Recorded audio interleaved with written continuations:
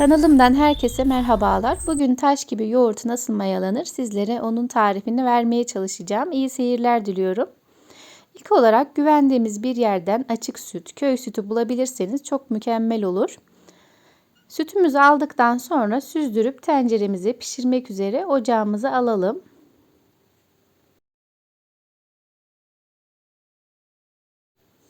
En önemli püf noktası sütümüzü her aşamasında pişerken de piştikten sonra kaynadıktan sonra da sürekli olarak karıştırmamız gerekiyor. Böyle kepçe yardımıyla yukarı doğru savurarak karıştırmaya devam edelim. Bu işlemi 3-4 dakikada bir sürekli tekrarlayalım ki sütümüzün içerisindeki su miktarı buharlaşıp yok olsun ve yoğurdumuz katı bir kıvam alır bu şekilde yaptığımızda.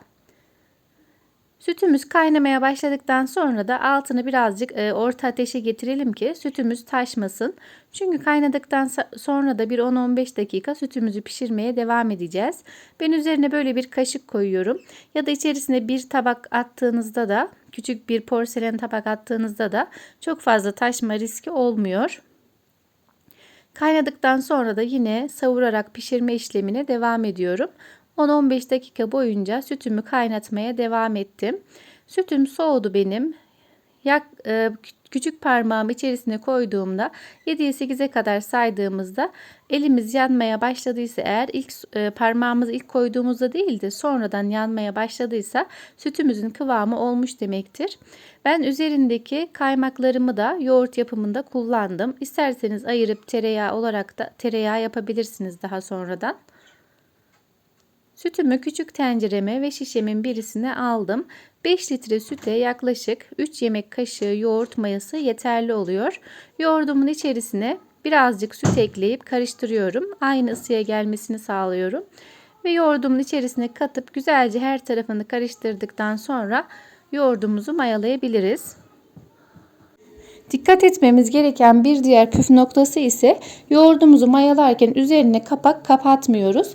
Eğer kapak kapatırsanız oluşacak buharlar sütümüzün üzerine damlar ve yoğurdumuz cıvık sulu bir yoğurt olur. Ama bu şekilde ilistir ya da bir süzgeç koyarsanız buhar yok olup gidecektir. Üzerini bezle örttükten sonra ben 6-7 saat boyunca bekletiyorum. Siz de odanızın serinliğine göre saatinizi ayarlayabilirsiniz. Eğer daha sıcak bir ortamdaysanız daha kısa sürede bekletebilirsiniz yoğurdunuzu. Yoğurdum 7-8 saatin sonunda üzerini açıyorum ve oda sıcaklığına gelmesi için de 2-3 saat boyunca üzeri açık olarak bu şekilde bekletiyorum. Daha sonra buzdolabına kaldırıyorum.